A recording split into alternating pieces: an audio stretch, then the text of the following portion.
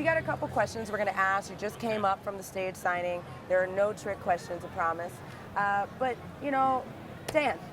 Yes. At the end of the season, you know, you feel like you've been betrayed by your friends. You feel like, you know, you've tried your best as a good guy, but you're on the run now, and you're kind of a villain-ish. Yeah. You got a whole new costume change. Real great boots. I'm here for it. Boots. You have a couple more voices in your head. Lots of leather. Like, you've got a little bit of doubt.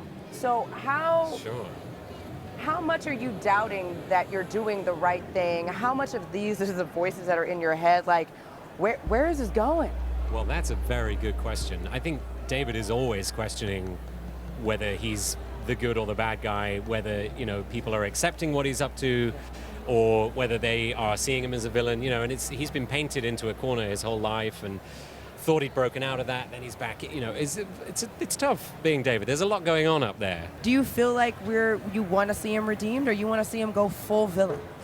I don't know. I mean, I feel like scene by scene it goes from good guy to bad guy. I mean, I think it's probably going to get worse before it gets better, but I don't know. I think that's just my instinct. But it was heartbreaking to see David and Sid end up the way they did at the end of season 2. I thought really things were going so well for a minute. I was really rooting for Sid. And speaking of Sid, you know, folks have really said that Sid is kind of the hero. You know, there's just like this twist that maybe ultimately it's not David. So would you like to see her go into this bigger role and this bigger hero role? Yeah, we're certainly leaning towards that. I think it's always, you know, the hero is always not, you know, intending to be. So it's interesting that she's kind of taken on maybe that role by surprise, by necessity of the situation. Yeah. I guess we'll see. We shall see. I am excited. So Aubrey, for a good portion of the season, you were a prisoner, literally a prisoner inside someone else's head. Bastards. And you finally get out. Is that one of the 7 words? It might be. It might not be. So it is not. So you're making your own decisions now. You are now on the run with David.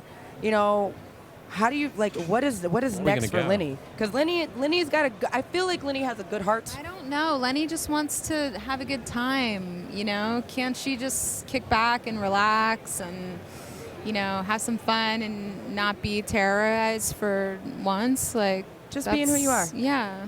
Lenny just wants to be exactly She who wants he a is. second chance. Well, I'm excited to see what happens with Lenny's second chance. But at the end, we saw Shadow King captured. And I for one, I'm like, is he really captured? Is he not really captured? Is he breaking out? Is he just playing smart? But, you know,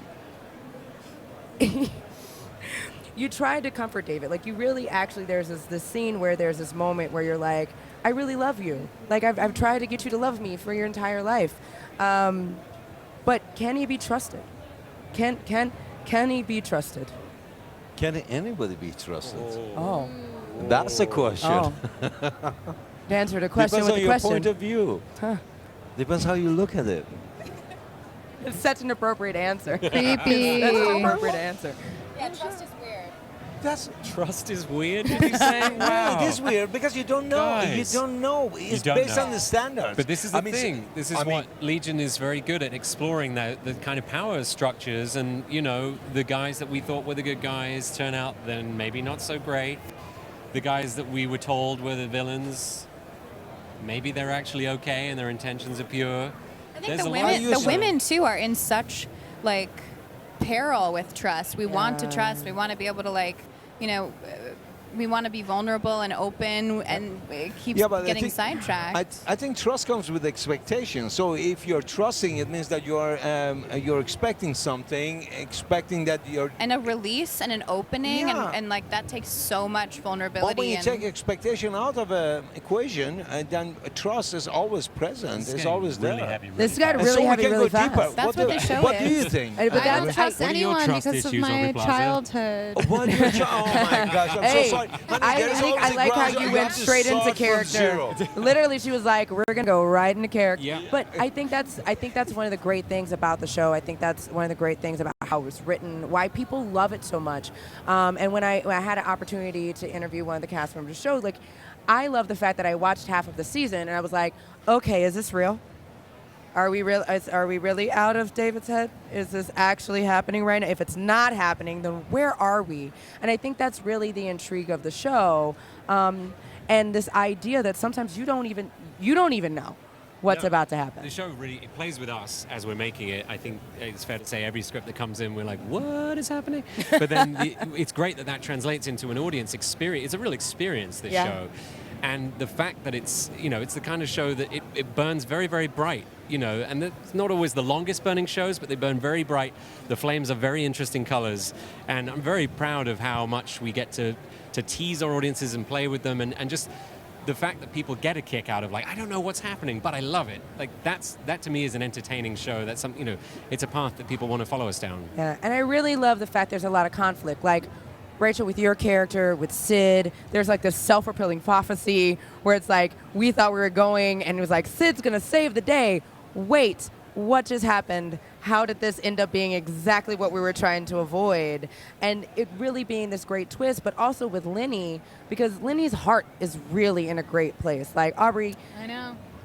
you both do such a great job making very complex characters very real and very strong, and like getting people to really invest in them. I actually, to be honest, I want to say I was very invested in the Shadow King. Like, I was just like, how did he get here? Oh, Angelique. I am just opening a bag of worms. I already know.